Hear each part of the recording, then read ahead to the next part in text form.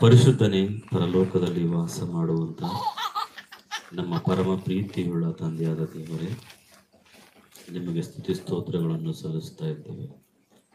ಈ ರಾತ್ರಿ ಕಾಲದಲ್ಲಿ ನಿನ್ನ ಮಕ್ಕಳು ನಿನ್ನ ಒಂದು ವಾಕ್ಯದ ಕಡೆಗೆ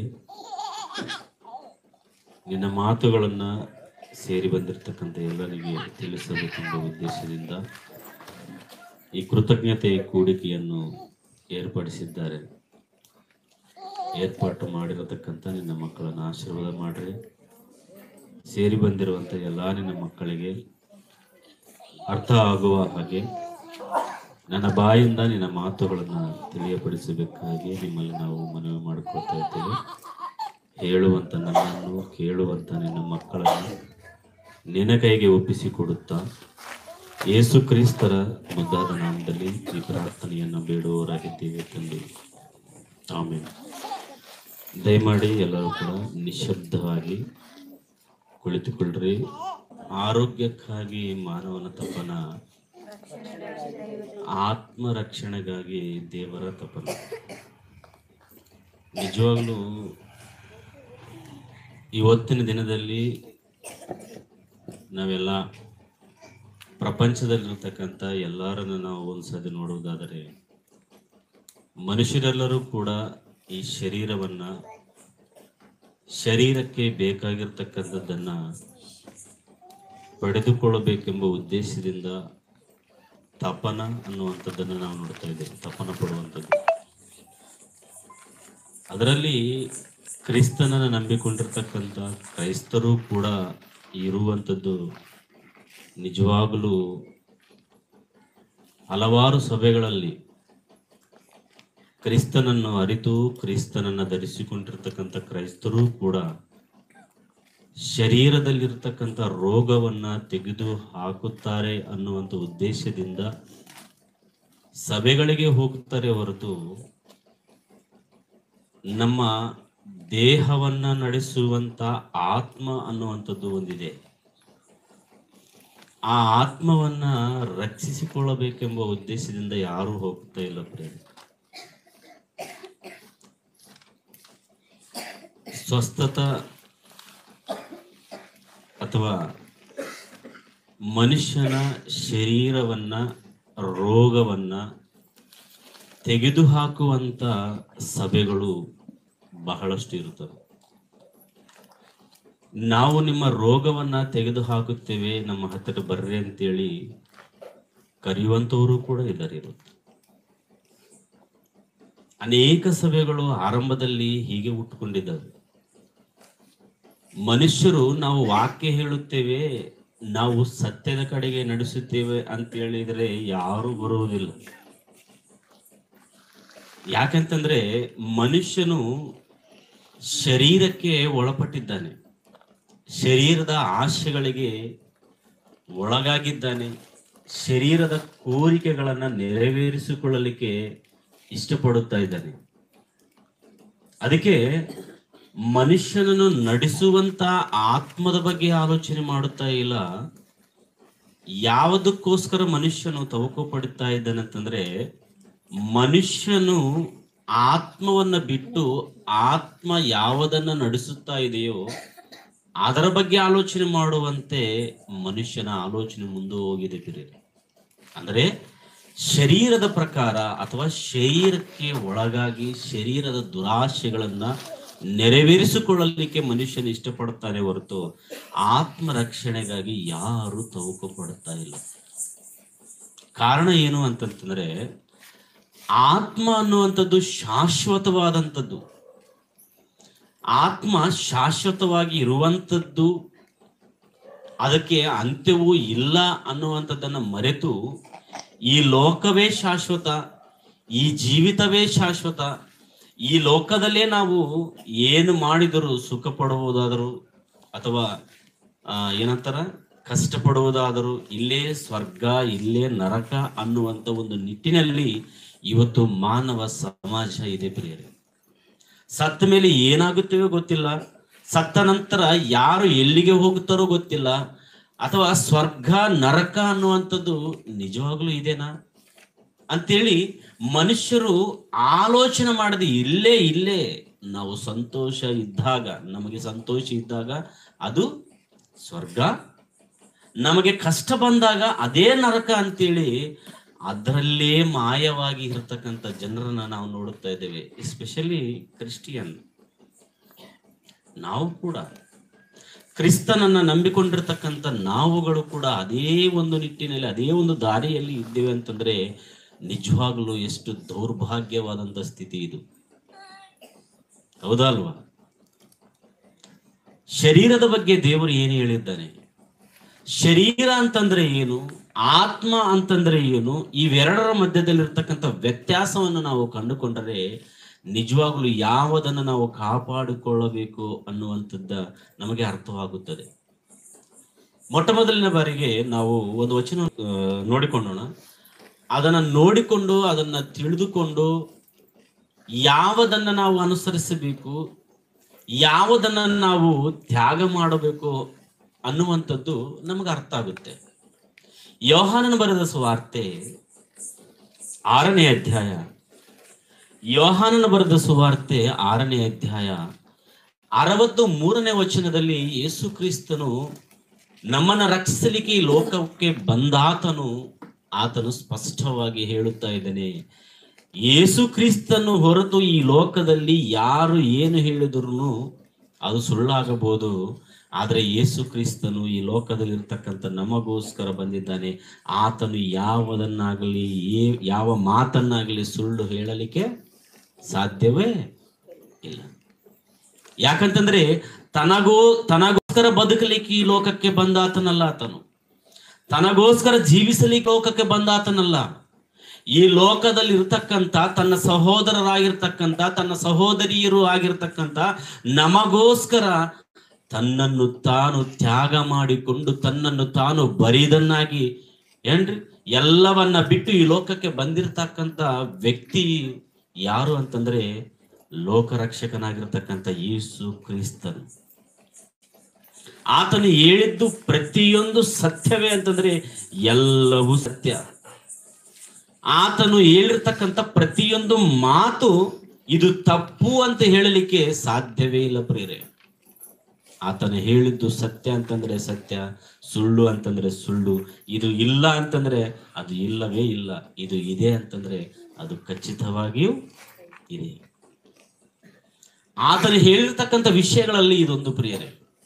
ಏನ್ ಹೇಳ್ತಾ ಇದ್ದೇನೆ ಒಂದ್ಸತ ನೋಡೋಣ. ಯೇಸು ಕ್ರಿಸ್ತನು ಮಾತನಾಡುತ್ತಾ ಇದ್ದೇನೆ. ಯೋಹಾನನ ಬರೆದ ಸುವಾರ್ತೆ 6ನೇ ಅಧ್ಯಾಯ 63ನೇ ವಚನದಲ್ಲಿ, ಬದುಕಿಸುವಂತದ್ದು ಆತ್ಮವೇ. ಸ್ಟಾಪ್. ಬದುಕಿಸುವಂತದ್ದು ಆತ್ಮವೇ, ಬದುಕಿಸುವಂತದ್ದು ಆತ್ಮವೇ ಅಂತ ಹೇಳ್ತಾ ಇದ್ದೇನೆ. ಬದುಕಿಸುವಂತದ್ದು ಅಂದ್ರೆ ಬದುಕಿಸುವುದು ಅಂತಂದ್ರೆ ಜೀವಿಸುವಂತದ್ದು. ಬದುಕಿಸುವಂಥದ್ದು ಅಂತಂದ್ರೆ ಶಾಶ್ವತವಾಗಿ ಇರುವಂಥದ್ದು. ಬದುಕಿಸುವಂಥದ್ದು ಅಂತಂದ್ರೆ ನಮ್ಮನ್ನ ನಡೆಸುವಂಥದ್ದು, ನಮ್ಮನ್ನ ಮಾತನಾಡಿಸುವಂಥದ್ದು, ನಮ್ಮನ್ನ ಏನಾದರೂ ಮಾಡಿಸುವಂಥದ್ದು. ಇದು ಯಾವುದು ಅಂತಂದ್ರೆ ಅದು ಆತ್ಮ. ನಾವು ಇವಾಗ ನಾನು ಮಾತನಾಡುತ್ತಾ ಇದ್ದೇನೆ, ನಿಮಗೆ ವಾಕ್ಯ ಹೇಳುತ್ತಾ ಇದ್ದೇನೆ. ನಾನು ಮಾತನಾಡುತ್ತೇನೆ, ನೋಡುತ್ತಾ ಇದ್ದೇನೆ, ಆಮೇಲೆ ನಿಮಗೆ ವಾಕ್ಯವನ್ನು ಹೇಳುತ್ತಾ ಇದ್ದೇನೆ. ನನ್ನ ಕೈಗಳನ್ನು ಎತ್ತಲಿಕ್ಕೆ ನಾನು ನನ್ನ ಕೈಗಳನ್ನು ಎತ್ತುತ್ತಾ ಇದ್ದೇನೆ, ಹೌದಾ? ನನ್ನ ಶರೀರವು ಕದಲುತ್ತಾ ಇದೆ ಅಂತಂದ್ರೆ ಕಾರಣ ಏನದು? ಈ ಶರೀರವು ನನ್ನ ದೇಹ ಅಂತ ನಾನು ಹೇಳ್ತಾ ಇದ್ದೇನಲ್ವಾ, ಈ ದೇಹವನ್ನ ಕದಲಿಸುತ್ತಾ ಇದ್ದೇನೆ ಅಂತಂದ್ರೆ ಈ ದೇಹವನ್ನ ನಡೆಸುವಂಥದ್ದು ಒಂದಿದೆ. ಏನದು? ಈ ದೇಹವನ್ನ ಕದಲಿಸುವಂಥದ್ದು ಏನು, ಈ ದೇಹವನ್ನ ನಡೆಸುವಂಥದ್ದು ಏನು ಅಂತಂದ್ರೆ ಈ ದೇಹವನ್ನ ಬದುಕಿಸುವಂಥದ್ದು ಅದು ಏನು ಅಂತಂದ್ರೆ ಅದೇ ಒಂದೇ ಒಂದು ಆತ್ಮ. ಬದುಕಿಸುವಂಥದ್ದು ಆತ್ಮ. ಅದು ಇದ್ದರೇನೆ ಇದು ಕೆಲಸ ಮಾಡುತ್ತದ? ಹೌದು. ಬದುಕಿಸುವಂಥದ್ದು ಆತ್ಮ. ಆತ್ಮ ಇದ್ದರೇನೆ ದೇಹವು ಜೀವಂತವಾಗಿರುತ್ತದೆ. ಆತ್ಮ ಇದ್ದರೇನೆ ಮಾತನಾಡುತ್ತದೆ. ಆತ್ಮ ಇದ್ದರೆ ಶರೀರವು ಕದಲಿಸಲ್ಪಡುತ್ತದೆ, ನಡೆಯುತ್ತದೆ, ಮಾತನಾಡುತ್ತದೆ, ಯಾವ ಕೆಲಸವನ್ನಾದರೂ ಮಾಡುತ್ತದೆ. ನಾನು ಬಾಡಿ ಬಿಲ್ಡರ್, ನನಗೆ ಶಕ್ತಿ ಇದೆ, ಬಲ ಇದೆ, ನನಗೆ 6 ಪ್ಯಾಕ್ ಇದೆ, ಹೌದಾ, ನಾನು ಇಷ್ಟು ದಪ್ಪಾಗಿದ್ದೇನೆ, ನಾನು ಇಷ್ಟು ಕೆಂಟಲ್ ಆಗಿದ್ದೇನೆ, ನಾನು ಏನಾದರೂ ಮಾಡಲಿಕ್ಕೆ ಸಾಧ್ಯವಂತೇಳಿ ಎಲ್ಲರೂ ಏನಾದರೂ ಅಂದ್ಕೊಳ್ತಿರ್ಬೋದು. ಆದ್ರೆ ಎಷ್ಟು ದಪ್ಪಾಗಿದ್ರು, ಎಷ್ಟು ಬಲ ಶಕ್ತಿ ಇದ್ರು, ಎಷ್ಟು ಬಲವಾದ ಮಾಂಸದ ತುಂಡುಗಳಿದ್ರೂ ಕೂಡ ನಿನಗೆ ಏನಿದ್ರೂ ಕೂಡ ನಿನ್ನ ದೇಹವನ್ನು ನಡೆಸುವಂತ ಆತ್ಮ ಇದ್ದರೇನೆ ನಿನ್ನ ಶರೀರವು ಕೆಲಸಕ್ಕೆ ಬರುತ್ತದೆ. ಇಲ್ಲ ಅಂತಂದ್ರೆ ಯಾವ ಪ್ರಯೋಜನ ಇಲ್ಲಂತ ದೇಹ. ಕೆಳಗೆ ನೋಡೋಣ. ಬದುಕಿಸುವಂಥದ್ದು ಆತ್ಮವೇ, ಮಾಂಸವು ಶರೀರವು, ಈ ದೇಹವು ಯಾವುದಕ್ಕೂ ಬರುವುದಿಲ್ಲ. ಸತ್ತ ಮೇಲೆ ನನ್ನ ದೇಹವನ್ನ, ನನ್ನ ಶರೀರವನ್ನ, ಅಥವಾ ನಮ್ಮ ಮನೆಯಲ್ಲಿ ಯಾರಾದ್ರೂ ಸತ್ರಂಬ ತಿಳ್ಕೊಳ್ರಿ, ಯಾರಾದರೂ ಕಾಲ ಗತಿಸಿ ಹೋಗಿದೆ ಅಂತ ತಿಳ್ಕೊಳ್ರಿ, ಅವರನ್ನ ನಾವು ಮನೆಯಲ್ಲಿ ಇಟ್ಕೊಳ್ಳಿಕ್ಕೆ ಸಾಧ್ಯನಾ? ಸತ್ತ ನಂತರ ಆತ್ಮ ದೇಹವನ್ನು ಬಿಟ್ಟು ಹೋದ ನಂತರ ಆ ದೇಹವನ್ನು ಯಾರಾದ್ರೂ ನಮ್ಮ ಹತ್ರ ಇಟ್ಕೊಳ್ಳಿಕ್ಕೆ ಇಷ್ಟಪಡ್ತೀವ? ಇಷ್ಟಪಡಲ್ಲ ಪ್ರಿಯರೇ. ಆಗ ಇಷ್ಟಪಡುವುದಾದರೆ ನಮ್ಮ ಮನೆಯಲ್ಲಿ ತೀರ್ಕೊಂಡಿರ್ತಕ್ಕಂಥ ಎಷ್ಟೋ ಜನರು ಹೋಗಿದ್ದಾರೆ, ಅವ್ರ ಎಲ್ಲಾ ದೇಹಗಳು ನಮ್ಮ ಮನೆಯಲ್ಲಿ ಇರಬೇಕು ಇವತ್ತು. ಯಾಕೆ ಅವರ ದೇಹಗಳು ನಮ್ಮ ಮನೆಯಲ್ಲಿ ಇಲ್ಲ ಅಂತಂತಂದ್ರೆ, ಯಾರು ಕೂಡ ಆತ್ಮ ಬಿಟ್ಟು ಹೋದ ನಂತರ ದೇಹವನ್ನ ಮನೆಯಲ್ಲಿ ಇಟ್ಕೊಳ್ಳಿಕ್ಕೆ ಇಷ್ಟಪಡುವುದಿಲ್ಲ. ಕಾರಣ ಏನಂತಂದ್ರೆ ಅದು ನಿಷ್ಪ್ರಯೋಜನವಾಗಿರ್ತಕ್ಕಂಥದ್ದು, ಯಾವ ಕೆಲಸಕ್ಕೂ ಬರಲಾರದಂಥದ್ದು. ಅದಕ್ಕೆ ಯೇಸು ಕ್ರಿಸ್ತನು ಹೇಳ್ತಾ ಇದ್ದಾನೆ, ಮಾಂಸವು ಯಾವುದಕ್ಕೂ ಬರುವುದಿಲ್ಲ, ದೇಹವು ಯಾವುದಕ್ಕೂ ಬರುವುದಿಲ್ಲ, ಅದನ್ನು ನಡೆಸುವಂತ ಶಕ್ತಿಯಾಗಿರ್ತಕ್ಕಂಥ ಆತ್ಮವು ಇದ್ದಾಗಲೇ ಅದು ಕೆಲಸಕ್ಕೆ ಬರುವುದು. ನಿನ್ನ ಹೆಂಡತಿಗಾಗಲಿ, ನಿನ್ನ ಗಂಡನಿಗಾಗಲಿ, ಮಕ್ಕಳಿಗಾಗಲಿ, ತಂದೆ ತಾಯಿಗಳಿಗಾಗಲಿ, ಬಂಧು ಮಿತ್ರರಿಗಾಗಲಿ, ಆತ್ಮ ದೇಹದೊಳಗೆ ಇರುವಾಗಲೇ ಆ ದೇಹವು ಪ್ರಯೋಜನಕರವಾಗಿರತಕ್ಕಂಥದ್ದು. ಇಲ್ಲಾಂದ್ರೆ ಯಾವ ಕೆಲಸಕ್ಕೂ ಬರೋದಿಲ್ಲ. ಈಗ ಹೇಳ್ರಿ, ಯಾವ ಕೆಲಸಕ್ಕೂ ಬಾರದೇ ಇರತಕ್ಕಂಥ ದೇಹಕ್ಕೆ ಯಾವ ರೋಗವಾದರೂ ಬಂದರೆ ಆ ರೋಗವನ್ನ ಗುಣಪಡಿಸಿಕೊಳ್ಳಲಿಕ್ಕೆ ಎಲ್ಲಾ ಹಾಸ್ಪಿಟಲ್ಗಳಿಗೂ ಹೋಗ್ತಿವೆ. ಇವತ್ತು ಡಾಕ್ಟರ್ಗಳಿದ್ದಾರೆ, ದೇಹವನ್ನ ಗುಣಪಡಿಸುವಂತ ಡಾಕ್ಟರ್ಗಳಿದ್ದಾರೆ, ದೇಹವನ್ನ ಸ್ವಸ್ಥಪಡಿಸುವಂತ ಡಾಕ್ಟರ್ಗಳಿದ್ದಾರೆ. ನಿನ್ನ ಕಣ್ಣಿಗೆ ಗಾಯವಾದರೆ, ನಿನ್ನ ಕೈಗೆ ಗಾಯವಾದರೆ, ನಿನ್ನ ಕಾಲಿಗೆ, ನಿನ್ನ ಶರೀರದಲ್ಲಿ ಯಾವುದಾದರೂ ರೋಗ ಸಂಭವಿಸಿದರೆ ಅದನ್ನು ತೆಗೆದು ಹಾಕುವಂತ ಡಾಕ್ಟರ್ಗಳು, ಅದನ್ನು ಗುಣಪಡಿಸುವಂತ ಡಾಕ್ಟರ್ಗಳು ಇವತ್ತು ಇದ್ದಾರೆ. ಓಕೆ, ಆದ್ರೆ ದೇಹವನ್ನ ಗುಣಪಡಿಸುವಂತ ಡಾಕ್ಟರ್ಗಳು ಇದ್ದಾರೆ, ಆದರೆ ಆತ್ಮಕ್ಕೂ ಕೂಡ ರೋಗ ಬರುತ್ತೆ, ಗೊತ್ತಾ? ಹೌದಾ? ದೇಹಕ್ಕೆ ರೋಗಗಳು ಬರುತ್ತವೆ, ಇದು ಮಾತ್ರ ನಮಗೆ ಗೊತ್ತು. ದೇಹಕ್ಕೆ ರೋಗ ಬರುತ್ತವೆ. ದೇಹ ರೋಗದಿಂದ, ಯಾವುದಾದ್ರೂ ಕಾಯಿಲೆದಿಂದ ನರಳುತ್ತಾ ಇದೆ ಅಂತೇಳಿ ನಮಗೆ ಗೊತ್ತು. ಆದರೆ ದೇಹವನ್ನು ನಡೆಸುವಂತ ಆತ್ಮಕ್ಕೆ ಕೂಡ ಒಂದು ರೋಗ ಇದೆ. ಆ ರೋಗವನ್ನ ಯಾರು ಗುಣಪಡಿಸಲಿಕ್ಕೆ ಸಾಧ್ಯವೇ ಇಲ್ಲ. ಇವತ್ತು ನಾವು ಅದೇ ಮಾಡ್ತಾ ಇದ್ದೇವೆ.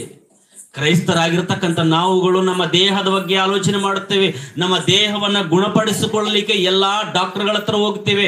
ಕೊನೆಗೆ ದೈವ ಸೇವಕರುಗಳು ನಾವು ಗುಣಪಡಿಸುತ್ತೇವೆ. ನಿಮಗೆ ಯಾವ ರೋಗವಾಗಲಿ, ಯಾವುದೇ ಕಾಯಿಲೆಯಾಗಲಿ ನಿಮಗೆ ಇದ್ದಿದೆಯಾದರೆ, ನೀವು ಎಷ್ಟು ಹಾಸ್ಪಿಟಲ್ಗಳಿಗೆ ತಿರುಗಿದ್ದರೂ ಅದು ನಿಮ್ಮನ್ನ ಯಾರು ಕೂಡ ಗುಣಪಡಿಸಲಿಲ್ಲ. ಆದರೆ ನಮ್ಮ ಹತ್ತಿರ ಬರ್ರಿ ಅಂತೇಳಿ ಎಷ್ಟೋ ಜನರು ಕೂಡ ಪಾಂಪ್ಲೆಟ್ಗಳನ್ನ ಹಂಚುವುದನ್ನು ನಾವು ನೋಡುತ್ತಾ ಇದ್ದೇವೆ ಪ್ರೇರೆ. ಹಾಗಾದರೆ ನಾನು ಒಂದು ಪ್ರಶ್ನೆ ಕೇಳ್ತೇನೆ, ಏನಂತಂದ್ರೆ, ಗುಣಪಡಿಸಲಿಕ್ಕೆ ಸಾಧ್ಯವಾಗಲಾರದಂತ ರೋಗಗಳು ಕೂಡ ಇವತ್ತು ಪ್ರಪಂಚದಲ್ಲಿ ಹಲವಾರು ರೀತಿಯಲ್ಲಿ ನಾವು ಕಾಣುತ್ತಾ ಇದ್ದೇವೆ. ಕ್ಯಾನ್ಸರ್ ಆಗಿರ್ಬೋದು, ಹೌದಾ? ರಕ್ತ ಕ್ಯಾನ್ಸರ್, ಏನಂತಾರೆ ಅದನ್ನ? ರಕ್ತ ಕ್ಯಾನ್ಸರ್. ರಕ್ತದಲ್ಲಿರ್ತಕ್ಕಂಥ ಒಂದು ಕ್ಯಾನ್ಸರ್ ಕಾಯಿಲೆ, ಅದು ಬ್ಲಡ್ ಕ್ಯಾನ್ಸರ್ ಅಂತ ಹೇಳ್ತೀವಿ ನಾವು. ಈ ಬ್ಲಡ್ ಕ್ಯಾನ್ಸರ್ ಬಂದರೆ ಅದನ್ನು ಗುಣಪಡಿಸಲು ಯಾವ ಡಾಕ್ಟರ್ ಕೈಲೇ ಆಗೋದಿಲ್ಲ. ಮೊನ್ನೆ ನಮ್ಮ ಊರಿನ ಬಗಲಾಗ ಒಬ್ಬ ವ್ಯಕ್ತಿ, ಸಣ್ಣವನೇ ವಯಸ್ಸಿನಲ್ಲಿ, ಸುಮಾರು ಒಂದು 18-20 ವರ್ಷ ಇರ್ಬೋದು ಅವನಿಗೆ, ಬ್ಲಡ್ ಕ್ಯಾನ್ಸರ್ ಬಂದು ಸತ್ತೋಗಿದ್ದಾನೆ.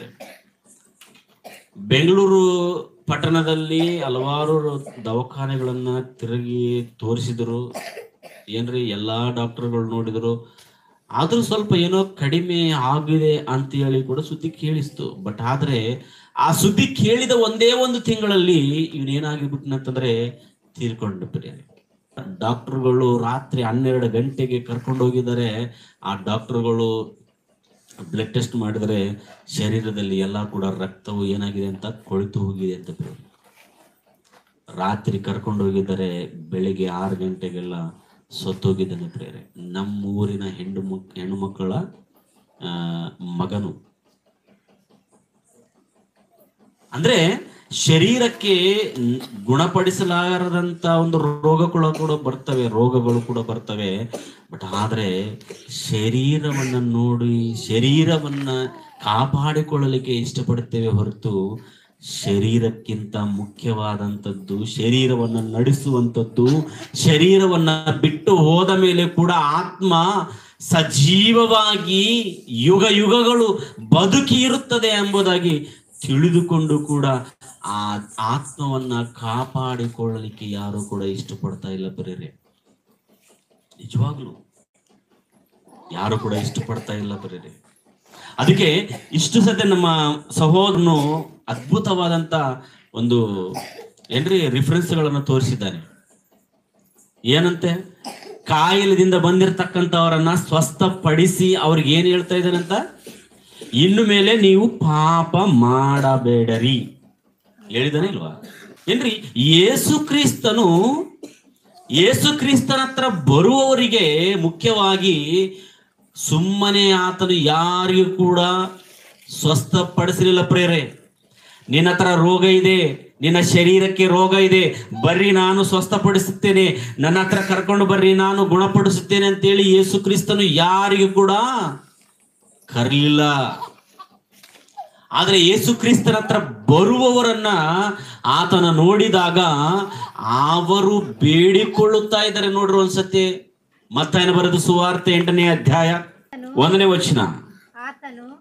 ಆತನು ಬೆಟ್ಟದಿಂದ ಇಳಿದು ಬರುವಾಗ ಜನರ ಗುಂಪು ಗುಂಪಾಗಿ ಆತನ ಹಿಂದೆ ಹೋಗುತ್ತಾ ಇದ್ದಾರಂತ ಪ್ರೇರಣೆ. ಜನರು ಯೇಸು ಕ್ರಿಸ್ತನ ಸಭೆಗಳಂತಂದ್ರೆ ಹೆಂಗಿರ್ತಾವ ಗೊತ್ತರಿ, ಅನೇಕ ಜನರು ಬರುತ್ತಾ ಇದ್ದಾರೆ.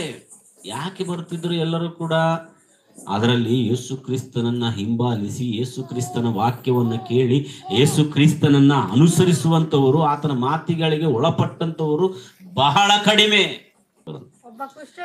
ಒಬ್ಬ ಕುಷ್ಠರೋಗಿ ಯೇಸುವಿನ ಬಳಿಗೆ ಬಂದು ಆತನಿಗೆ ಅಡ್ಡ ಬಿದ್ದು, ಸ್ವಾಮಿ ನಿನಗೆ ಮನಸ್ಸಿದ್ದರೆ, ಈ ವಚನವನ್ನ ನೀವು ಅಂಡರ್ಲೈನ್ ಮಾಡ್ಕೊಳ್ರಿ.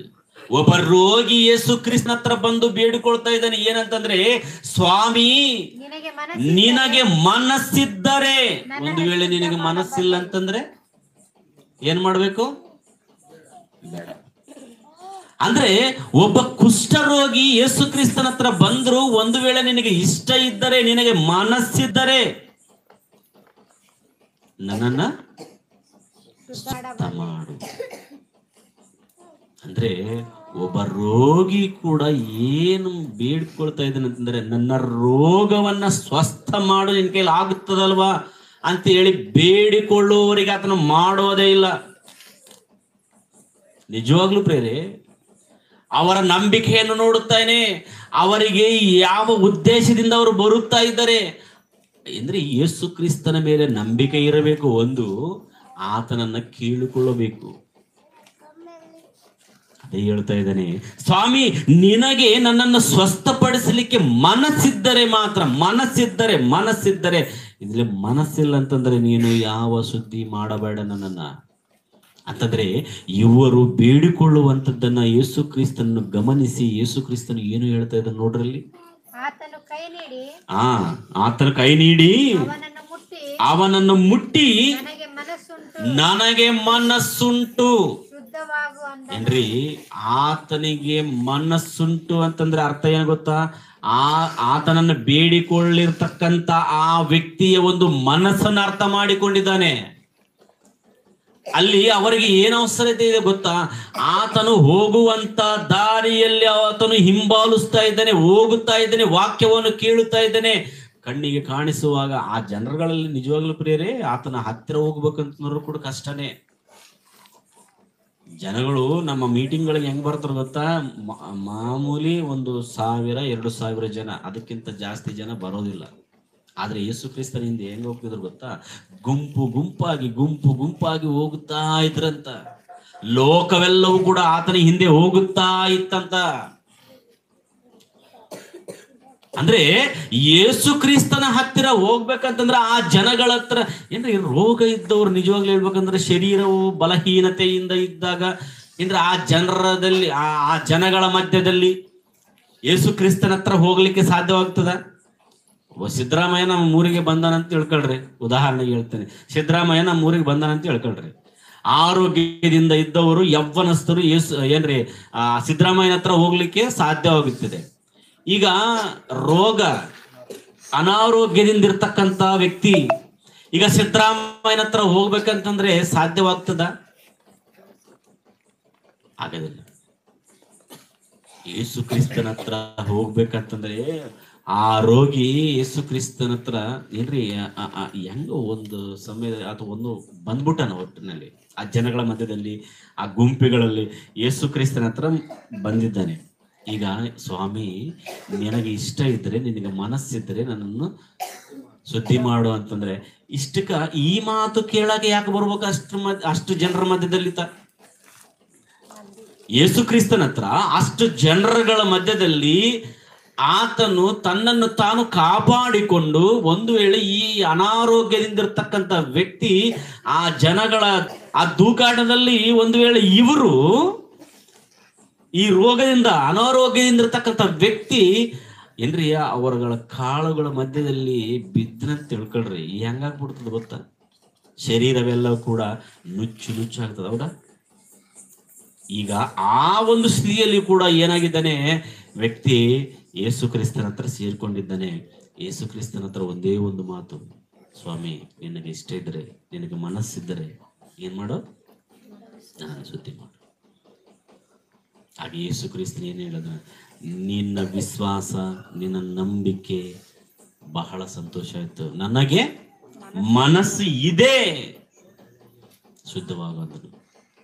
ಏನ್ರಿ, ಯೇಸು ಕ್ರಿಸ್ತನ ಹತ್ರ ಹೋಗಿ ಬೇಡಿಕೊಂಡವರಿಗೆ ಇವತ್ತು ಕೆಲವು ಏನ್ರಿ, ಎಲ್ಲರೂ ನಾನೇನು ಇದು ಮಾಡ್ತಾ ಇಲ್ಲ ಅವರನ್ನ, ಕೇವಲ ನಾನು ಹೇಳ್ತಾ ಇದ್ದೇನೆ ಏನಂತಂದ್ರೆ, ಬೈಬಲ್ಗೆ ವಿರುದ್ಧವಾಗಿ ಯೇಸು ಕ್ರಿಸ್ತನ ಮಾಡಿರ್ತಕ್ಕಂಥ ಅದ್ಭುತ ಕಾರ್ಯಗಳಿಗೆ ವಿರುದ್ಧವಾಗಿ ಇವತ್ತು ಜನರು ಅನೇಕ ದೈವ ಸೇವಕರಂತೇಳಿ ಹೆಸರುಗೊಂಡ ಪ್ರತಿಯೊಬ್ಬರು ದೊಡ್ಡ ದೊಡ್ಡ ಸೇವಕರುಗಳು ನಾವು ಸ್ವಸ್ಥಪಡಿಸುತ್ತೇವೆ ಬರ್ರಿ ಅಂತೇಳಿ ಪಾಂಪ್ಲೆಟ್ ಹಂಚುವುದಾಗಲಿ, ಇವೆಲ್ಲವೂ ಕೂಡ ನಿಜವಾಗ್ಲೂ ವಾಕ್ಯಾನುಸಾರವಿದೆನಾ? ಇಲ್ಲ. ಯೇಸು ಕ್ರಿಸ್ತನು ಕೂಡ ಸ್ವಸ್ಥಪಡಿಸಿದವರಿಗೆ ಒಂದು ಮಾತು ಹೇಳ್ತಾ ಇದ್ದಾನೆ, ಏನಂತಂದ್ರೆ, ನೀವು ಇಲ್ಲಿ ನಡೆದದ್ದನ್ನು ಇನ್ನು ಯಾರಿಗೂ ಕೂಡ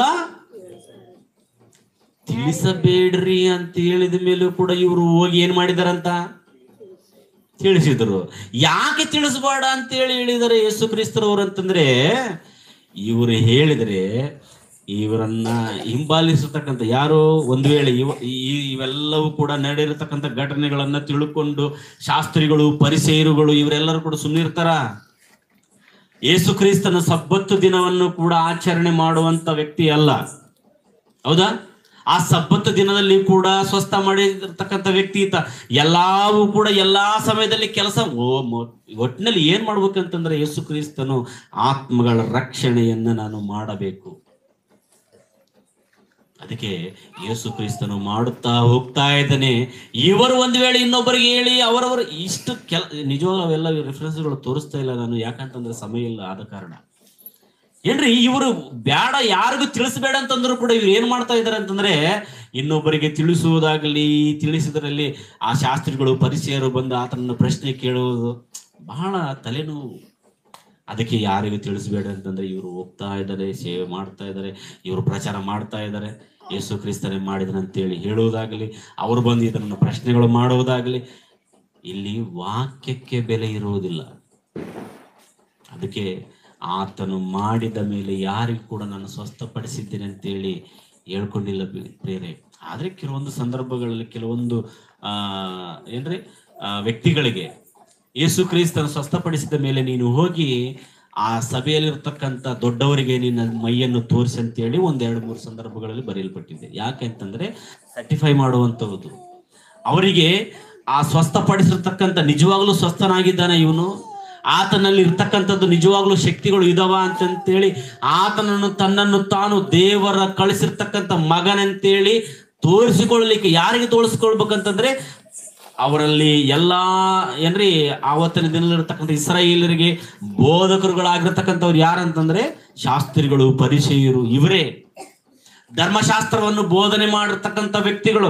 ಅವರಿಗೆ ಫಸ್ಟ್ ತಿಳಿಸಬೇಕು. ಯಾಕಂತಂದ್ರೆ ಬರಬೇಕಾದ ಮೆಸ್ಸಯ್ಯನು ಈತನೇ ಅಂತೇಳಿ ಫಸ್ಟ್ ಅವರು ತಿಳ್ಕೊಂಡು, ಯಾಕಂತಂದ್ರೆ ಬೋಧಿಸುವಂಥವ್ರು ಮಾತು ಕೇಳಿ ಅನುಸರಿಸುವಂಥವ್ರು ಜಾಸ್ತಿ ಜನ ಇರ್ತಾರೆ, ಹೌದಲ್ವಾ? ಅದು ಒಂದು ಉದ್ದೇಶ. ಅದಕ್ಕೆ ಯೇಸು ಕ್ರಿಸ್ತನ ಬ್ಯಾಡ ಅಂತಂದ ಮೇಲೂ ಕೂಡ ಇವ್ರು ಏನ್ ಮಾಡ್ತಾ ಇದ್ದಾರೆ ಅಂತಂದ್ರೆ ಅವರು ಪ್ರಚಾರ ಮಾಡ್ತಾನೇ ಇರ್ತಾ ಇದ್ರು. ಆದ್ರೆ ಯೇಸು ಕ್ರಿಸ್ತನಿಗೆ ಬೇಕಾಗಿರ್ತಕ್ಕಂಥದ್ದು ಏನಂತಂದ್ರೆ ಕೇವಲ ಅವರ ಶರೀರವನ್ನ ಗುಣಪಡಿಸಲಿಕ್ಕೆ ಅಲ್ಲ, ಗುಣಪಡಿಸುವುದಂತದ್ದಲ್ಲ, ಅವರ ಆತ್ಮವನ್ನ ರಕ್ಷಿಸುವಂತ ಮನಸ್ಸು ಆತನಿಗಿತ್ತು. ಯಾಕಂತಂದ್ರೆ ಶರೀರಕ್ಕೆ ರೋಗ ಬಂದರೆ, ಆ ಶರೀರವು ನಾಶನವಾದರೆ, ಒಂದು ವೇಳೆ ಶರೀರದಲ್ಲಿ ಆತ್ಮ ಹೋದ ಮೇಲೆ ಈ ಪಾಪದಿಂದ ಇರತಕ್ಕಂಥ ಈ ವ್ಯಕ್ತಿ ಸತ್ತರೆ ಎಲ್ಲಿ ಹೋಗ್ತಾನ? ನಿತ್ಯ ನರಕಕ್ಕೆ ಗುರಿಯಾಗ್ತಾನ. ಅದಕ್ಕೆ ಆ ಶರೀರಕ್ಕೆ ಬರತಕ್ಕಂಥ ಆ ರೋಗವನ್ನ ಆ ರೋಗವನ್ನ ಸ್ವಸ್ಥಪಡಿಸುವುದಲ್ಲ, ಆ ಆತ್ಮವನ್ನ ನಡೆಸುವಂತ, ಆ ದೇಹವನ್ನ ನಡೆಸುವಂತ ಆತ್ಮ ಫಸ್ಟ್ ಏನಾಗಬೇಕು? ರಕ್ಷಣೆ ಹೊಂದಬೇಕು. ಅದಕ್ಕೆ 9ನೇ ಅಧ್ಯಾಯ ಸಹೋದರರು ತೋರಿಸಿದ್ರು. ಇಷ್ಟ ಆ ವಚನವನ್ನು ನೋಡೋಣ. ಮತ್ತೇನು ಬರೆಸುವಾರ್ತೆ 9ನೇ ಅಧ್ಯಾಯ 2ನೇ ವಚನ. ಅಲ್ಲಿಗೆ ಬಂದಾಗ ಹಾಸಿಗೆಯ ಮೇಲೆ ಬಿದ್ದುಕೊಂಡಿರುವ ಒಬ್ಬ ಪಾರ್ಶ್ವಾಯು ರೋಗಿಯನ್ನು ಆತನ ಬಳಿಗೆ ಹೊತ್ತುಕೊಂಡು ಬಂದರು. ಯೇಸು ಅವರ ನಂಬಿಕೆಯನ್ನು ನೋಡಿ ಪಾರ್ಶ್ವಾಯು ರೋಗಿಗೆ, ಮಗನೇ ಧೈರ್ಯವಾಗಿರು, ನಿನ್ನ ಪಾಪಗಳು ಕ್ಷಮಿಸಲ್ಪಟ್ಟಿವೆ. ಯೇಸು ಅವರ ನಂಬಿಕೆಯನ್ನು ನೋಡಿ ಪಾರ್ಶ್ವಾಯು ರೋಗಿಗೆ, ಮಗನೇ ಧೈರ್ಯವಾಗಿರು, ನಿನ್ನ ಪಾಪಗಳು ಕ್ಷಮಿಸಲ್ಪಟ್ಟಿವೆ. ಇದೇನು? ಇಷ್ಟಕ್ಕ ಆ ಪಾರ್ಶ್ವಾಯು ರೋಗಿಯನ್ನ ಆತನ ಹತ್ರ ಕರ್ಕೊಂಡು ಬರಲಿಕ್ಕೆ ಕಾರಣ ಏನು? ಇವರೆಲ್ಲರೂ ಕೂಡ ರೋಗವನ್ನ ಸ್ವಸ್ಥಪಡಿಸಿಕೊಳ್ಳಲಿಕ್ಕೆ ಬಂದ್ರ ಅಥವಾ ಪಾಪಗಳನ್ನ ಕ್ಷಮಿಸಿಕೊಳ್ಳಲಿಕ್ಕೆ ಬಂದರ? ಅಂದ್ರೆ ಪಾಪಗಳನ್ನ ನಿವಾರಣೆ ಮಾಡಿಸಿಕೊಳ್ಳಲಿಕ್ಕೆ ಬಂದಿದ್ದಾರೆ ಅವರು. ಯಾವುದಕ್ಕೋಸ್ಕರ ಬಂದರೆ ಅವರು? ಪಾರ್ಶ್ವಾಯು ರೋಗಿಯನ್ನ ಆತನ ಬಳಿಗೆ ಕರ್ಕೊಂಡು ಬರುವುದನ್ನ ಅವರನ್ನು ನೋಡಿ ಯೇಸು ಕ್ರಿಸ್ತನ ಫಸ್ಟ್ ಹೇಳುವುದೇನಂತಂದ್ರೆ ಅಲ್ಲಿ, ಮಗನೇ ನಿನ್ನ ಪಾಪಗಳು ಏನ್ರಿ ಇದು? ಅಂದ್ರೆ ರೋಗವನ್ನ ಸ್ವಸ್ಥಪಡಿಸ್ಲಿಕ್ಕೆ ಹೋಗ್ತಾ ಇಲ್ಲ. ಫಸ್ಟ್ ಯೇಸು ಕ್ರಿಸ್ತನು ಮಾಡಿದ್ದೇನಂತಂದ್ರೆ ಫಸ್ಟ್ ಆತನ ಪಾಪಗಳನ್ನ ಕ್ಷಮಿಸಬೇಕು. ಯಾಕಂತಂದ್ರೆ ಶರೀರವನ್ನ ಬದುಕಿಸುವಂಥದ್ದು, ಶರೀರವನ್ನ ನಡೆಸುವಂಥದ್ದು, ಆ ಶರೀರವನ್ನ ನರಕಕ್ಕೆ ಆಗ್ಲಿ ನಿತ್ಯ ಜೀವಕ್ಕಾಗ್ಲಿ ಕರ್ಕೊಂಡು ಹೋಗುವಂಥದ್ದು ಏನು ಅಂತಂದ್ರೆ ಆತ್ಮ. ಆತ್ಮ ಒಂದು ಹೇಳ ಪ್ರಿಯರೇ, ಆತ್ಮ ಸಿದ್ಧವಾಗಿರ್ಬೇಕು. ಯಾಕಂತಂದ್ರೆ ಲೋಕದಲ್ಲಿ ನಾವು ಎಲ್ಲಾ ಜನರ ಹಾಗೆ ನಾವು ಇದ್ರೆ ನಿಜವಾಗ್ಲೂ ಹೆಂಗಿರ್ತೀವಂತ ಗೊತ್ತಾ? ಏನಂತ ಹೇಳ್ತಾ ಇದ್ದಾರೆ ಒಂದು ಮಾತು, ಕೊರಿಂಥದವರಿಗೆ ಬರೆದಂತ 1ನೇ ಪತ್ರಿಕೆ 15ನೇ ಅಧ್ಯಾಯ 19ನೇ ವಚನ. ಈ ಜೀವಮಾನದ ಕಾಲದ ಪೂರ್ತಿಗೆ ನಾವು ಕ್ರಿಸ್ತನಲ್ಲಿ ನಿರೀಕ್ಷೆ ಇಟ್ಟಿದ್ದೆಯಾದರೆ ಮತ್ತೇನು ಇಲ್ಲದಿದ್ದರೆ ಎಲ್ಲಾ ಮನುಷ್ಯರು ಅಂತಂದ್ರೆ ಪ್ರಪಂಚದಲ್ಲಿ ಇರ್ತಕ್ಕಂಥ ಎಲ್ಲಾ ಮನುಷ್ಯರಿಗಿಂತ ನಿರ್ಭಾಗ್ಯರು ಅಂತಂದ್ರೆ ಅರ್ಥವನ್ನು ನೀವು ಹೇಳ್ಬೇಕು ದಯಮಾಡಿ. ನಿರ್ಭಾಗ್ಯರು ಅಂತಂದ್ರೆ ಕನ್ನಡದಲ್ಲಿ ನಿರ್ಭಾಗ್ಯರು ಅಂತಂದ್ರೆ ತೆಲುಗಿನಲ್ಲಿ ದೌರ್ಭಾಗ್ಯರು ಅಂತ ಒಂದು ಹೇಳ್ಬೋದಾ? ದೌರ್ಭಾಗ್ಯರು ಅಂತಂದ್ರೂ ಕೂಡ ಒಂದಲ್ಲ, ದೌರ್ಭಾಗ್ಯರು ಅಂದ್ರೆ ದೌರ್ಭಾಗ್ಯರಂತೇಳಿ ಯಾಕೆ ಹೇಳ್ತಾ ಇದ್ದಾನೆ ಅಂತಂದ್ರೆ, ಈ ಜೀವಿತ ಕಾಲಕ್ಕೆ ಮಾತ್ರ, ಈ ಜೀವಿತ ಕಾಲ ಅಂತಂದ್ರೆ ನಾವು ಬದುಕಿರುವಂತ, ನಾವು ಈ ಲೋಕವನ್ನ ಬಿಟ್ಟು ಹೋಗುವಂತ ಸಮಯದ ಒಳಗೆ, ಅಂದ್ರೆ ಈ ಜೀವಿತ ಕಾಲ ಅಂತಂದ್ರೆ ನಮಗಿರ್ತಕ್ಕಂಥ 60-70 ವರ್ಷಗಳ ಜೀವಿತ ಕಾಲಕ್ಕೆ ಮಾತ್ರ ನಾವು ಯೇಸು ಕ್ರಿಸ್ತನಲ್ಲಿ ನಿರೀಕ್ಷೆ ಇಟ್ಟಿದ್ದೇ ಆದರೆ, ಅಂದ್ರೆ ಯೇಸು ಕ್ರಿಸ್ತನು ನಮಗೆ ಯಾವುದಕ್ಕೆ ಬೇಕು? 60-70 ವರ್ಷಗಳಿಗೆ ಏನಾದರೂ ಈ ಜೀವಿತ ಕಾಲದಲ್ಲಿ ಆತನನ್ನು ನಂಬಿಕೊಂಡ್ರೆ ನಮಗೆ ಏನಾದರೂ ಬರ್ಬೋದು. ನಮ್ಮ ಶರೀರಕ್ಕೆ ರೋಗಗಳು ಬರಲಾರದೆ ಇರಬಹುದು. ಆತನ ನಂಬಿಕೊಂಡ್ರೆ ನಮಗೆ ಆಸ್ತಿ ಬರ್ಬೋದು, ನಾವು ಮನೆಗಳನ್ನು ಕಟ್ಟಿಕೊಳ್ಳಬಹುದು, ನಮಗೆ ಮಕ್ಕಳು ಆಗುತ್ತವೆ. ಈ ತರ ಆಲೋಚನೆಗಳನ್ನು ಮಾಡಿಕೊಂಡು ಒಂದು ವೇಳೆ ಇದ್ದಿದೆಯಾದರೆ, ಈ ಜೀವಿತ ಕಾಲಕ್ಕೆ ಮಾತ್ರ ಯೇಸು ಕ್ರಿಸ್ತನಲ್ಲಿ ನಿರೀಕ್ಷೆಯನ್ನು ಇಟ್ಟುಕೊಂಡಿದೆಯಾದರೆ ಪ್ರಪಂಚದಲ್ಲಿ ಇರ್ತಕ್ಕಂಥ ಎಲ್ಲಾ ಮನುಷ್ಯರಿಗಿಂತ ನಾವು ದೌರ್ಭಾಗ್ಯರೇ, ನಿರ್ಭಾಗ್ಯರೇ. ಅದಕ್ಕೆ ಬೇಡ. ಇದಕ್ಕೋಸ್ಕರ ದೇವರು ಈ ಲೋಕಕ್ಕೆ ನಮ್ಮನ್ನು ಕಳಿಸಲಿಲ್ಲ. ನಮ್ಮನ್ನು ಕಳಿಸಿಕೊಟ್ಟಿದ್ದು ಯಾವುದಕ್ಕೋಸ್ಕರ ಅಂತಂದ್ರೆ, ನಾವು ಈ ಲೋಕದಲ್ಲಿ ದೇವರಿಗೋಸ್ಕರ ಬದುಕಬೇಕು. ನಾವು ಈ ಲೋಕದಲ್ಲಿ ಯೇಸು ಕ್ರಿಸ್ತನನ್ನ ಅಂಗೀಕರಿಸಬೇಕಾದ್ರೆ ಆತನನ್ನು ನಂಬಿಕೊಂಡು ಯೇಸು ಕ್ರಿಸ್ತನು ಕೊಡುವಂತ ಆ ಪರಲೋಕವನ್ನ ಸೇರಲಿಕ್ಕೆ ಅಂತಂದ್ರೆ ಈ ಲೋಕದಲ್ಲಿ ನಾವು ಪರಿಶುದ್ಧರು, ದೋಷವಿಲ್ಲದವರಾಗಿ ಜೀವಿಸಬೇಕೆಂಬುದಾಗಿ ಈ ಲೋಕಕ್ಕೆ ನಮ್ಮನ್ನು ಕಳಿಸಿಕೊಟ್ಟಿದ್ದಾನೆ. ಇದನ್ನು ಅರ್ಥ ಮಾಡಿಕೊಳ್ಳಲಾರದೆ ನಾವೇನ್ ಮಾಡ್ತೇವೆ ಗೊತ್ತಾ? ನಾವೆಲ್ಲರೂ ಕೂಡ ಲೋಕದಲ್ಲಿ ಬೇಕಾಗಿರ್ತಕ್ಕಂಥ ಎಲ್ಲಾ ಶರೀರದ ದುರಾಶೆಗಳನ್ನ ನೆರವೇರಿಸಿಕೊಳ್ಳಲಿಕ್ಕೆ ನಾವು ಆಲೋಚನೆ ಮಾಡ್ತೇವೆ. ಅದಕ್ಕೆ ಪ್ರಿಯರೇ, ಯೇಸು ಕ್ರಿಸ್ತನು ಬಂದಿದ್ದು ಈ ಲೋಕಕ್ಕೆ ನಮ್ಮನ್ನು ಪಾಪಗಳಿಂದ ಅಥವಾ ಈ ಲೋಕದಲ್ಲಿರ್ತಕ್ಕಂಥ ಎಲ್ಲಾ ಮನುಷ್ಯರ ಪಾಪಗಳಿಂದ ತಮ್ಮನ್ನು ತಾವು ರಕ್ಷಿಸಿಕೊಳ್ಳಲಿಕ್ಕೆ ಯೇಸು ಕ್ರಿಸ್ತನನ್ನು ಈ ಲೋಕಕ್ಕೆ ಕಳಿಸಿಕೊಟ್ಟಿದ್ದಾನೆ. ಯೇಸು ಕ್ರಿಸ್ತನನ್ನು ನಿಮ್ಮ ಜೀವಿತ ಕಾಲಕ್ಕೆ ಸೀಮಿತವಾಗಿ ಅಥವಾ ನಿಮ್ಮ ಜೀವಿತ ಕಾಲಕ್ಕೆ 60-70 ಏನ್ರಿ ಈ ವರ್ಷಗಳಲ್ಲಿ ನಿಮಗೆ ಏನೋ ಬೇಕಂತೇಳಿ, ಏನೋ ಕೇಳ್ಕೊಳ್ಬೇಕು ಆತನ ಮೂಲಕವಾಗಿ ಅಂತೇಳಿ ಯೇಸು ಕ್ರಿಸ್ತನನ್ನ ಕಳಿಸಿಕೊಟ್ಟಿಲ್ಲ. ನಿಮ್ಮ ಪಾಪಗಳನ್ನ ಆತನ ರಕ್ತದ ಮೂಲಕ ತೊಳೆಯಲಿಕ್ಕೆ ಯೇಸು ಕ್ರಿಸ್ತನನ್ನ ಶರೀರಧಾರಿಯನ್ನಾಗಿ ಲೋಕಕ್ಕೆ ಕಳಿಸಿಕೊಟ್ಟಿದ್ದಾನೆ ಪ್ರೇರೆ. ಅದಕ್ಕೆ ಯೇಸು ಕ್ರಿಸ್ತನನ್ನು ನಂಬಿಕೊಂಡರೆ ನಿಜವಾಗಲೂ ನಿತ್ಯ ಜೀವ, ಆತನನ್ನು ನಂಬಿಕೊಂಡರೆ ಪರಲೋಕ. ಯಾಕಂತಂದ್ರೆ ನಮ್ಮ ಆತ್ಮ ಪರಿಶುದ್ಧವಾಗಿರಬೇಕು, ನಮ್ಮ ಆತ್ಮ ಪರಿಶುದ್ಧವಾಗಿರಬೇಕು. ಈ ಆತ್ಮ ಪರಿಶುದ್ಧವಾಗಿದ್ದರೇನೆ ನಮಗೆ ಸ್ವರ್ಗ. ನಮ್ಮ ಶರೀರವು ರೋಗದಿಂದಿದ್ದರೇನು, ನಮ್ಮ ಶರೀರವು ಅನಾರೋಗ್ಯದಿಂದಿದ್ದರೇನು, ಅದು ಯಾವುದಕ್ಕೂ ಪ್ರಯೋಜನವಿಲ್ಲ. ಏನ್ರಿ ಒಂದು ಮಾತು ಹೇಳಲ್ಲ ಏನ್ರಿ, ಲಾಜರನು ಅನ್ನುವಂತ ಒಬ್ಬ ವ್ಯಕ್ತಿ ಇದನ್ನು ಗೊತ್ತಾ? ಲೂಕನ ಬರೆದ ಸುವಾರ್ತೆ 16ನೇ ಅಧ್ಯಾಯದಲ್ಲಿ ನಾವು ನೋಡುದಾದ್ರೆ, ನೀವು ಯಾವಾಗ ನೋಡಿರ್ತೀರಿ ಬಿಡ್ರಿ, ಯಾಕೆ ಮತ್ತೆ ಸಮಯ ಇಲ್ಲ. ಆತನು ತನ್ನ ಶರೀರವನ್ನ ಯಾವುದಕ್ಕೋಸ್ಕರ ಬಳಸ್ಕೊಂಡಿದ್ದಾನಂತಂದ, ಅಬ್ರಹಾಮನು ಹೇಳ್ತಾ ಇದ್ದಾನೆ, ಮಗನೇ, ಯಾರು? ಧನವಂತನಿಗೆ, ಮಗನೇ, ನೀನು ನಿನ್ನ ಜೀವಿತ ಕಾಲದಲ್ಲಿ ಸುಖವನ್ನು ಅನುಭವಿಸಿದ್ದಿ, ಹಾಗೆ ಲಾಜರನು ಏನ್ ಮಾಡಿದನಂತ? ಕಷ್ಟವನ್ನು ಹೊಂದಿದನು. ಶರೀರಕ್ಕೆ ಬಂದಿರತಕ್ಕಂತ ಕಷ್ಟವಾಗಲಿ, ಆತನು ಮಾಡುವಂತ ಆ ಶರೀರಕ್ಕೆ ಬಂದಿರತಕ್ಕಂತ ಆ ಕಷ್ಟದಿಂದ ಸುವಾರ್ತೆಯನ್ನು ಹೇಳುವುದಾಗಲಿ, ಒಳ್ಳೆ ಮಾತುಗಳನ್ನ ತಿಳಿಸುವುದರಲ್ಲಾಗಲಿ ಆತನು ಏನು ಮಾಡಿದನಂತಂದ್ರೆ ಕಷ್ಟವನ್ನು ಅನುಭವಿಸಿದ್ದಾನೆ. ಏನ್ರಿ, ಶರೀರಕ್ಕೆ ರೋಗ ಇದೆ, ಶರೀರವು ಸಹಕರಿಸುತ್ತಾ ಇಲ್ಲ, ಶರೀರವು ಎಲ್ಲಾ ಬಲಹೀನತೆಯಿಂದಿದೆ. ಆ ಶರೀರದಿಂದ ದೇವರಿಗೆ ಸ್ತುತಿ ಮಾಡಿದ್ದಾನೆ, ದೇವರನ್ನು ನಂಬಿಕೊಂಡಿದ್ದಾನೆ, ದೇವರ ಕಾರ್ಯವನ್ನು ಮಾಡಿದ್ದಾನೆ. ಯಾಕಂತಂದ್ರೆ ಆತನು ಕಷ್ಟಪಟ್ಟಿದ್ದಾನಂತ.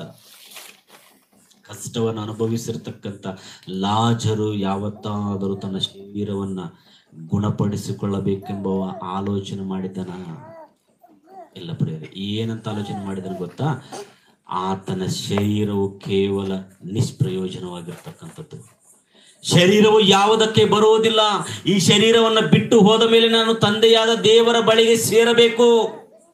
ಹಾಗಾದರೆ ಈ ಶರೀರಕ್ಕೆ ಈ ಶರೀರಕ್ಕೆ ಬಂದಿರತಕ್ಕಂಥ ಈ ರೋಗದಿಂದ ನಾನು ಏನ್ ಮಾಡ್ಬೇಕಂತಂದ್ರೆ ದೇವರನ್ನ ಮಹಿಮೆ ಪಡಿಸಬೇಕು. ಈ ರೋಗದಿಂದ ನಾನು ಸೇವೆ ಮಾಡಬೇಕು, ದೇವರ ಕಾರ್ಯ ಮಾಡಬೇಕು, ದೇವರ ಕೆಲಸ ಮಾಡ್ಬೇಕಂತೇಳಿ ತೀರ್ಮಾನ ಮಾಡಿಕೊಂಡು ದೇವರಿಗೋಸ್ಕರ ಸೇವೆ ಮಾಡಿರ್ತಕ್ಕಂಥ ಲಾಜರನು ಪರದೈಸಿಗೆ ಹೋಗಿದ್ದಾನೆ ಪ್ರಿಯರೇ. ಇನ್ನೊಬ್ಬ ವ್ಯಕ್ತಿ ನೋಡೋಣ. ಕೊನೆಯದಾಗಿ ಲೂಕನ ಬರೆದ ಸುವಾರ್ತೆ 23ನೇ ಅಧ್ಯಾಯ. ಶಿಲುಬೆಯಲ್ಲಿ ಇಬ್ಬರು ಕೈದಿಗಳು, ಹೌದಾ, ನೇರಸ್ಥರು ಅಂತ ಹೇಳ್ತೀವಿ ನಾವು, ಅಪರಾಧಿಗಳು. ಈ ಇಬ್ಬರ ಕಳ್ಳರ ಮಧ್ಯದಲ್ಲಿ ಯೇಸು ಕ್ರಿಸ್ತನನ್ನ ಶಿಲುಬೆಗೆ ಹಾಕಿದರು. ಮುಗಿಸೋಣ, ಸಮಯ ಬಹಳ ಆಗಿದೆ. ಇಬ್ಬರು ಮಧ್ಯದಲ್ಲಿ ಯೇಸು ಕ್ರಿಸ್ತನನ್ನ ಶಿಲುಬೆಗೆ ಹಾಕಿದಾಗ ಇದರಲ್ಲಿ ಒಬ್ಬನು ಏನ್ ಮಾಡ್ತಾ ಇದ್ದಾನೆ ನೋಡ್ರಿ ಒಂದ್ಸತ್ತೆ. 23ನೇ ಅಧ್ಯಾಯ 39ನೇ ವಚನ. ತೂಗು ಹಾಕಿದ ಆ ದುಷ್ಕರ್ಮಿಗಳಲ್ಲಿ ಒಬ್ಬನು ಆತನನ್ನು ದೂಷಿಸಿ, ನೀನು ಬರಬೇಕಾದ ಮೆಸ್ಸಿಯನಾಗಿದ್ದರೆ, ಕ್ರಿಸ್ತನಾಗಿದ್ದರೆ, ರಕ್ಷಕನಾಗಿದ್ದರೆ ನಿನ್ನನ್ನು ರಕ್ಷಿಸಿಕೋ, ನಮ್ಮನ್ನು ರಕ್ಷಿಸು.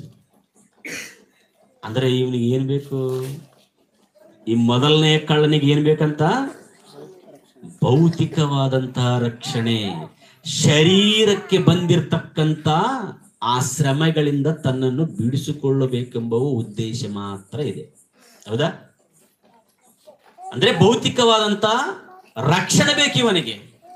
ನೀನು ಬರಬೇಕಾದಂತ ಮೆಸ್ಸೆಯನು, ಕ್ರಿಸ್ತನು, ರಕ್ಷಕನು ಆಗಿದೆಯಾದರೆ ನಿನ್ನನ್ನು ನೀನು ರಕ್ಷಿಸಿಕೋ, ಹಾಗೆಯೇ ನಮ್ಮನ್ನು ಕೂಡ ರಕ್ಷಿಸು ಅಂತೇಳಿ ಈ ಮೊದಲನೆಯ ಕಳ್ಳನು ಹೇಳ್ತಾ ಇದ್ದಾನೆ. ಆದರೆ ಎರಡನೆಯವನು ಏನ್ ಮಾಡ್ತಾ ಇದ್ದಾನೆ ನೋಡ್ರಿ, ಎಷ್ಟು ಒಳ್ಳೆಯ ಆಲೋಚನೆ ಮಾಡ್ತಾ ಇದ್ದಾನು. ಯೇಸು ಕ್ರಿಸ್ತನನ್ನ ಏನ್ ಮಾಡ್ತಾ ಇದ್ದಾನೆ ನೋಡಿ. ಯೇಸು ಕ್ರಿಸ್ತನಿಗೆ ಏನಂತ ಮಾತಾಡ್ತಾ ಇದ್ದಾನೆ? ಅವನನ್ನು ಗದರಿಸಿ, ಯಾರನ್ನ? ಕಳ್ಳನನ್ನ, ಮೊದಲನೇ ಕಳ್ಳನನ್ನ ಗದರಿಸಿ, ನೀನು ಇದೇ ದಂಡನೆಯಲ್ಲಿ ಇರುವಾಗಲೂ ದೇವರಿಗೆ ಹೆದರುವುದಿಲ್ಲವೋ? ನಾವಂತೂ ನ್ಯಾಯವಾಗಿ, ಯಾಕಂತಂದ್ರೆ ಈತನು ಪಾಪ ಮಾಡಿದ್ದಾನೆ ಅನ್ನುವಂತ ಪಶ್ಚಾತ್ತಾಪ ಈತನಲ್ಲಿ ಕಾಣಿಸ್ತಾ ಇದೆ. ನಾನು ಪಾಪ ಮಾಡಿದ್ದೇನೆ, ನಾವಂತೂ ಪಾಪ ಮಾಡಿದ್ದೇವೆ, ಇದೇ ದಂಡನೆಯಲ್ಲಿ ಶಿಕ್ಷೆಯನ್ನ ನಾವು ಅನುಭವಿಸ್ತಾ ಇದ್ದೇವೆ, ಆದ್ರೂ ಕೂಡ ನಿನಗೆ ಬುದ್ಧಿ ಬರ್ಲಿಲ್ಲ ಏನೋ ಅಂತ ಹೇಳ್ತಾ ಇದ್ದಾನೆ ನೋಡ್ರಲ್ಲಿ. ನಾವು ಮಾಡಿದ್ದಕ್ಕೆ ತಕ್ಕ ಪ್ರತಿಫಲವನ್ನು ಹೊಂದುತ್ತಾ ಇದ್ದೇವೆ. ಈತನಾದರೂ ಯೇಸು ಕ್ರಿಸ್ತನಾದರೆ ಅಲ್ಲದ್ದೇನು ಮಾಡಲಿಲ್ಲ ಎಂದು ಹೇಳಿ, ಯೇಸುವೇ, ನೀನು ನಿನ್ನ ರಾಜ್ಯವನ್ನು ಪಡೆದವನಾಗಿ ಬರುವಾಗ ಏನು ಬೆಸ್ಟ್ ಲಕ್ರೆ ತಂದು ಅವಾಗವಾಗ ಓದ್ತಾ ಇದ್ರೆ ನಾವು ಈ ಬೈಬಲನ್ನು, ಈ ವಚನಗಳನ್ನು ಓದ್ತಾ ಇರ್ಬೇಕಾದ್ರೆ ಏನ್ ಇಷ್ಟು ಒಳ್ಳೆ ಚಾನ್ಸ್ ಪಡ್ಕೊಂಡನಂತ ನಮಗಿಲ್ಲ ನೋಡ್ರಿ. ನಿಜವಾಗ್ಲು ನಮಗಿಲ್ಲ ಅದೃಷ್ಟ. ಹೌದಾ? ನಮಗಿಲ್ಲ ಅದೃಷ್ಟ. ನಾವು ಇಷ್ಟು ಕಷ್ಟಪಡ್ತಾ ಇದ್ದೇವೆ, ಇಷ್ಟು ವಾಕ್ಯವನ್ನ ಕೇಳ್ತಾ ಇದ್ದೇವೆ ನಾವು. ಏನ್ರಿ ಯೇಸು ಕ್ರಿಸ್ತನ ಮಾತುಗಳನ್ನ ಏನ್ರಿ ಏನಂತ ಆತನ ಮಾತುಗಳನ್ನು ಕೇಳಿ ಆ ಮಾತುಗಳ ಪ್ರಕಾರ ನಡೀಲಿಕ್ಕೆ ಇಷ್ಟಪಡ್ತಾ ಇದ್ದೇವೆ. ನಮಗೂ ಪರಲೋಕ ಸಿಗ್ತದೋ ಇಲ್ಲೋ ನಮ್ಗೆ ಡೌಟ್, ಗೊತ್ತಿಲ್ಲ. ಆದ್ರೆ ಅಲ್ಲಿ ಮೊದಲನೆಯ ಕಳ್ಳನು ಮಾತನಾಡಿರ್ತಕ್ಕಂಥ ಆತನ ಬಾಯಲ್ಲಿ ಬಂದಿರತಕ್ಕಂಥ ಆ ಮಾತುಗಳು ಹೆಂಗಿದವು ಅಂತಂದ್ರೆ ಭೌತಿಕವಾದಂತಹ, ಅಂದರೆ ಲೋಕಕ್ಕೆ ಸಂಬಂಧಪಟ್ಟಂತ ಶರೀರವನ್ನ ಆ ಶ್ರಮಗಳಿಂದ ತಪ್ಪಿಸಿಕೊಳ್ಳುವಂತ ಆಲೋಚನೆ ಮಾಡಿದ್ದಾನೆ. ಆದ್ರೆ ಎರಡನೆಯವನು ಆಲೋಚನೆ ಮಾಡಿದ್ದಾನೆ ಏನಂತಂದ್ರೆ, ಈ ದೇಹ ಹೆಂಗಾದ್ರೂ ನಾವು ತಪ್ಪಿಸ್ಕೊಳ್ಳಿಕ್ಕೆ ಸಾಧ್ಯ ಇಲ್ಲ, ನಾವು ಸತ್ತೋಗ್ತೀವಿ.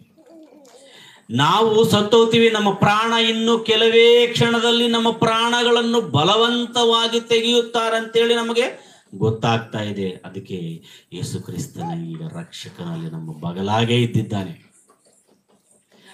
ರಕ್ಷಕನು ಈ ಲೋಕವನ್ನ ರಕ್ಷಿಸಲಿಕ್ಕೆ, ನಮ್ಮ ಪಾಪಗಳಿಂದ ಬಿಡಿಸಲಿಕ್ಕೆ ನಮ್ಮ ಬಗಲಾಗೆ ಬಂದಿದ್ದಾನೆ.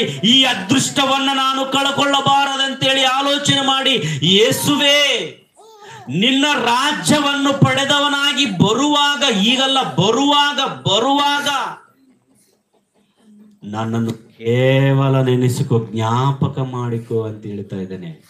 ಈಗ ಯೇಸು ಕ್ರಿಸ್ತನಿಗೆ ಅರ್ಥ ಆಯ್ತು, ಇವನು ತನ್ನನ್ನು ತಾನು ಕಾಪಾಡಿಕೊಳ್ಳಲಿಕ್ಕೆ ಪರಿತಪಿಸ್ತಾ ಇದ್ದಾನೆ. ಅಂದ್ರೆ ತನ್ನ ದೇಹದ ಬಗ್ಗೆ ಆಲೋಚನೆ ಮಾಡ್ತಾ ಇಲ್ಲ. ನಾವು ಇದೇ ಶಿಕ್ಷೆ ವಿಧೆಯಲ್ಲಿ ನಾವು ಇದ್ದೇವೆ. ಆತನು ಯಾವ ಶಿಕ್ಷೆ ಏನು ಅಲ್ಲದ್ದೇನು ಮಾಡಲಿಲ್ಲ. ಆತನು ನಾವು ಮಾಡಿದ್ದಕ್ಕೆ ನಾವು ಶಿಕ್ಷೆ ಅನುಭವಿಸುತ್ತಾ ಇದ್ದೇವೆ. ನಾವು ಮಾಡಿದ್ದಕ್ಕೆ ನಾವು ಮರಣ ಶಿಕ್ಷೆಗೆ ಅಥವಾ ಮರಣ ದಂಡನೆಗೆ ಅರ್ಹರಾಗಿದ್ದೇವೆ. ನಾವು ಅದೇ ಶಿಕ್ಷೆನ ಅನುಭವಿಸಲೇಬೇಕು ಅಂತೇಳಿ ಮಾತನಾಡುತ್ತಾ ಇದ್ದಾನೆ. ಅದಕ್ಕೆ ಯೇಸುವೆ, ನಾವಂತೂ ನಮ್ಮನ್ನು ನಾವು ತಪ್ಪಿಸಿಕೊಳ್ಳಲಿಕ್ಕೆ ನಾವು ಸಾಧ್ಯವಿಲ್ಲ, ನಮಗೆ ಆಗೋದಿಲ್ಲ.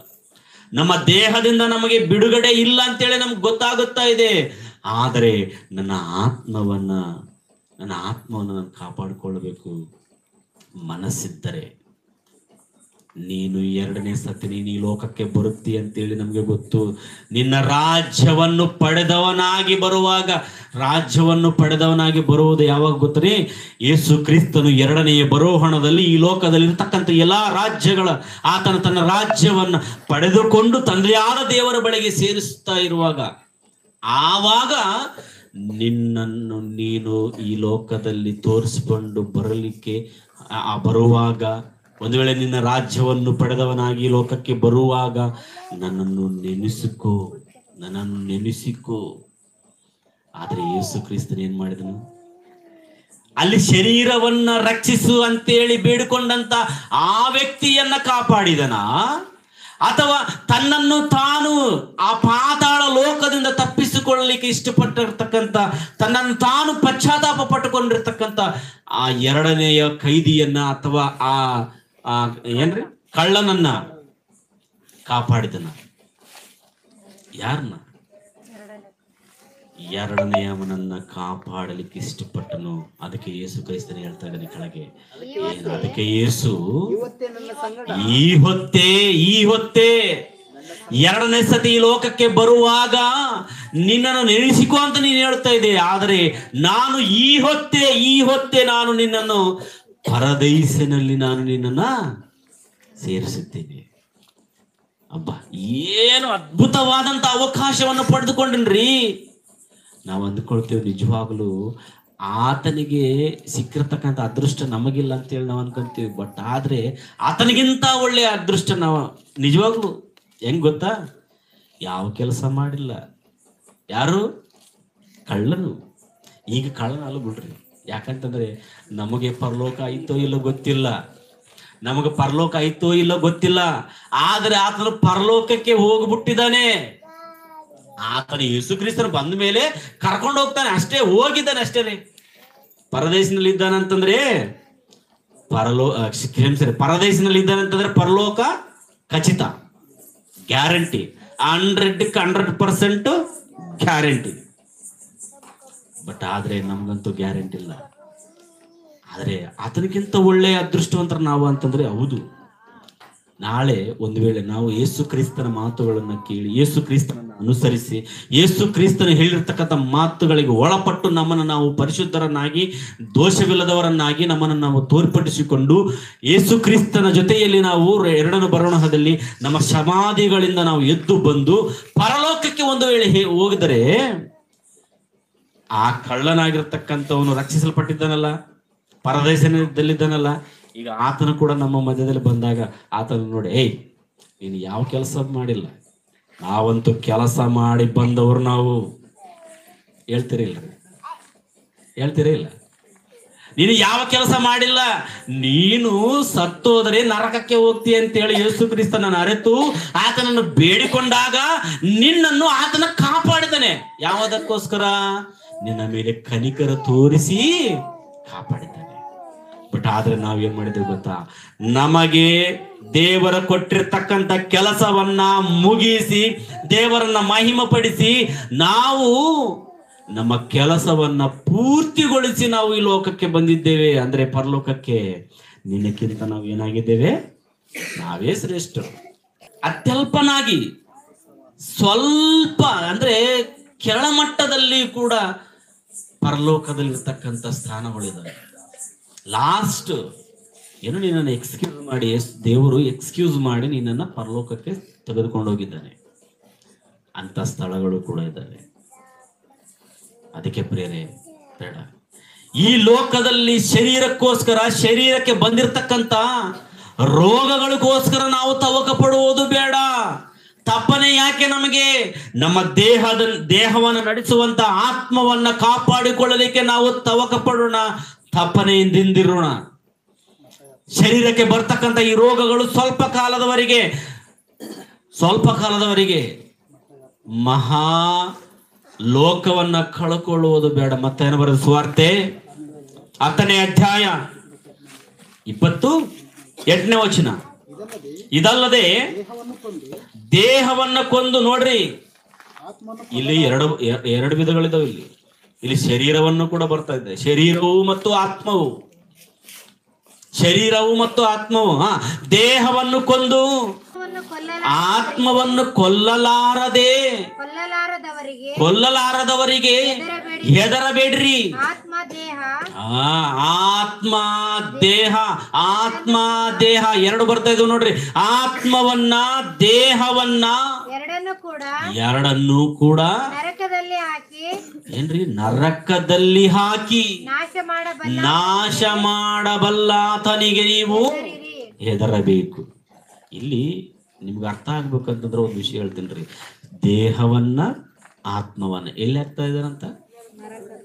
ಅಂದ್ರೆ ನಮ್ಮ ದೇಹ ಕೂಡ ನರಕಕ್ಕೆ ಹೋಗ್ತದೆ ಬರೀ 100% ನರಕಕ್ಕೆ ಹೋಗ್ತದೆ. 100% ನಿನ್ನ ಆತ್ಮ ಪರಲೋಕಕ್ಕೆ ಹೋದರೆ ನಿನ್ನ ದೇಹವು ಕೂಡ ಪರಲೋಕಕ್ಕೆ ಹೋಗ್ತದೆ. ನಿನ್ನ ಆತ್ಮವು ನರಕಕ್ಕೆ ಹೋದರೆ ನಿನ್ನ ದೇಹವು ಕೂಡ ನರಕಕ್ಕೆ ಹೋಗುತ್ತೆ. ಅದ್ರ ಬಗ್ಗೆ ಇನ್ನೊಮ್ಮೆ ಯಾವಾಗಾದ್ರೂ ಬಂದ್ರು ಅದ್ರ ಬಗ್ಗೆ ಕೂಡ ಎಕ್ಸ್ಪ್ಲನೇಷನ್ ಮಾಡೋಣ.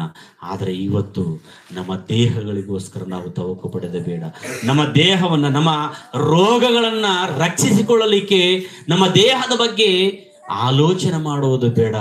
ನಮ್ಮ ದೇಹವನ್ನ ನಡೆಸುವಂತ ಆತ್ಮವು ಅಂದ್ರೆ ನಾವು ಅಂತಂದ್ರೆ ನಮ್ಮ ಆತ್ಮಗಳನ್ನ ನಾವು ರಕ್ಷಿಸಿಕೊಳ್ಳಲಿಕ್ಕೆ ಪ್ರಯತ್ನಿಸೋಣ. ಆತ್ಮಗಳನ್ನ ರಕ್ಷಿಸಿಕೊಳ್ಳಲಿಕ್ಕೆ ನಾವು ಆಲೋಚನೆ ಮಾಡೋಣ. ಆತ್ಮಗಳನ್ನ ಕಾಪಾಡಲಿಕ್ಕೆ ತಂದೆಯಾದ ದೇವರ ತಪನ ಇದೆ ಪ್ರೇರೆ. ಆದ್ರೆ ನಮ್ಮ ತಪನ ಯಾವುದಕ್ಕೋಸ್ಕರ ಇದೆ? ಶರೀರವನ್ನ ಕಾಪಾಡಿಕೊಳ್ಳಲಿಕ್ಕೆ, ನಮಗೆ ಬಂದಿರತಕ್ಕಂಥ ರೋಗಗಳನ್ನ ಗುಣಪಡಿಸಿಕೊಳ್ಬೇಕೆಂಬುವಂತ ತಪನ ಇದೆ ಹೊರತು ಆತ್ಮವನ್ನ ಕಾಪಾಡಬೇಕೆಂಬುವ ಉದ್ದೇಶ ತಂದೆಯಾದ ದೇವರಿಗೆ ಇದೆ ಪ್ರಿಯರೇ. ಕೊನೆಯದಾಗಿ ಒಂದು ವಚನ ನೋಡ್ರಿ, ಮುಕ್ತಾಯ ಮಾಡಿಕೊಳ್ಳೋಣ. ತಿಮೋತಿಯವರಿಗೆ ಬರೆದಂತ ಮೊದಲನೇ ಪತ್ರಿಕೆ, ತಿಮೋತಿನಿಗೆ ಬರೆದಂತ ಮೊದಲನೇ ಪತ್ರಿಕೆ 2ನೇ ಅಧ್ಯಾಯ. ದೇವರ ಒಂದು ಆಲೋಚನೆ ಪ್ರಿಯರೇ, ದೇವರ ಒಂದು ಆಲೋಚನೆ, ದೇವರ ಉದ್ದೇಶ ಏನಿದೆ ಅಲ್ಲಿ ನಮಗೆ ಸ್ಪಷ್ಟವಾಗುತ್ತದೆ. 4ನೇ ವಚನ, 2ನೇ ಅಧ್ಯಾಯ 4ನೇ ವಚನ. ಎಲ್ಲಾ ಮನುಷ್ಯರು ರಕ್ಷಣೆಯನ್ನ ಹೊಂದಬೇಕು. ಅಷ್ಟೇ, ಸ್ಟಾಪ್. ಎಲ್ಲಾ ಮನುಷ್ಯರು ರಕ್ಷಣೆಯನ್ನು ಹೊಂದಬೇಕು. ಇದು ದೇವರ ಉದ್ದೇಶ.